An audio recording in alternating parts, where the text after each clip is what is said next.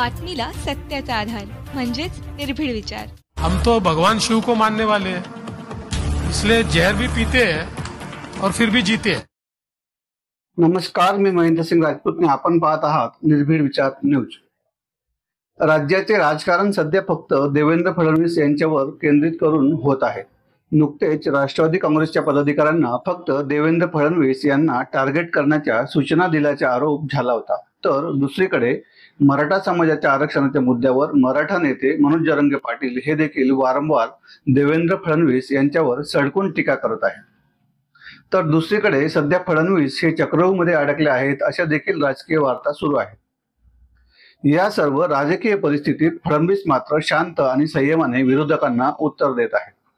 काही दिवसांपूर्वी दिलेल्या एका मुलाखतीत ते म्हटले होते की हम तो भगवान शिव को मानने वाले हैं, जहर भी पीते हैं और फिर भी जीते हैं। हम तो भगवान शिव को मानने वाले हैं, इसलिए जहर भी पीते हैं और फिर भी जीते हैं। या पाठीमागे त्यांचा उद्देश फार महत्त्वाचा होता। त्यांना राज्यातील जनतेला कमी शब्दात बरंच काही सांगायचे होते।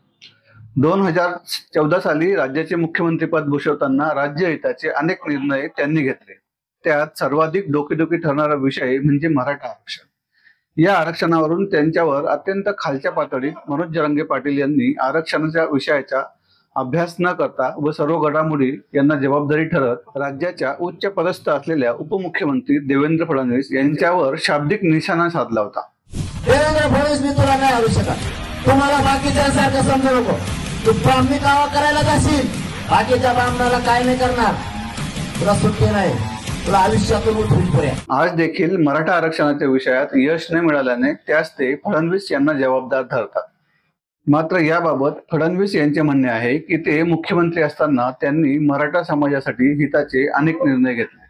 सारथी संस्थेची स्थापना केली। सारथीच्या माध्यमातून मराठा तरुणांना स्पर्धा परीक्षा, व्यावसायिक कर्ज अशा अनेक योजना अंतर्गत मराठा समाजाचा सर्वांगीण विकास साधलावा यासाठी त्यांनी प्रयत्न केले।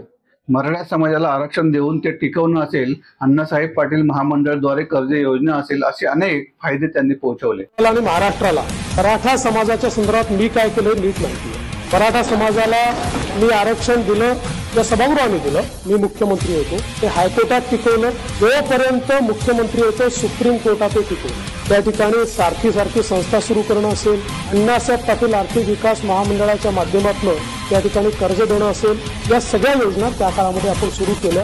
असे असताना देखील शेवटी याच समाजाचे उपोषण करते मनोज जरांगे पाटील हे मात्र आरक्षणाच्या विषयावर थेट फडणवीस यांना जबाबदार ठरवून त्यांच्यावर कठोर शब्दात हल्लाबोल करतात।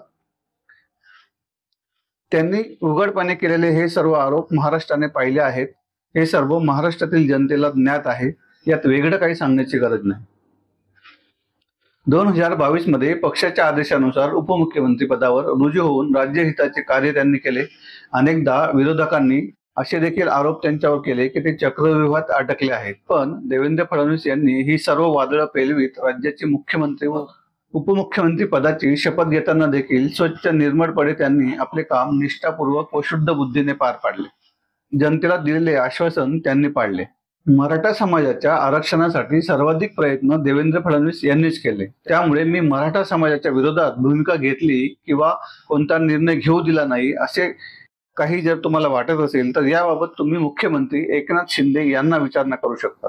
आरक्षणाच्या विषयात मी कोणताही विरोध केला असेल तर मुख्यमंत्र्यांनी सांगावं, आणि असे असेल तर मी राजकारणातून संन्यास घेईल, इतक्या टोकाची भूमिका देखील फडणवीस यांनी मांडली। मुख्यमंत्री एकनाथराव शिंदे जर असं म्हटलं की मराठा आरक्षणाकरता कुठलाही निर्णय घ्यायचा मी प्रयत्न केला आणि तो प्रयत्न मी थांबवला तर त्या क्षणी माझ्या पदाचाही राजीनामा देईल आणि राजकारणात देखील निघतो।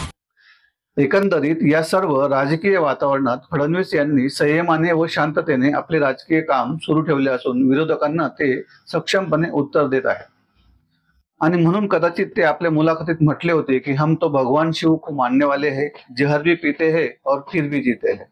त्यामुळे आगामी विधानसभा निवडणुकीत देवेंद्र फडणवीस हे विरोधकांना कसे सामोरे जातात हे पाहणे महत्त्वाचे ठरणार आहे। आपणास आमचा व्हिडिओ आवडला असेल तर लाईक करा, शेअर करा आणि सबस्क्राईब करा। धन्यवाद।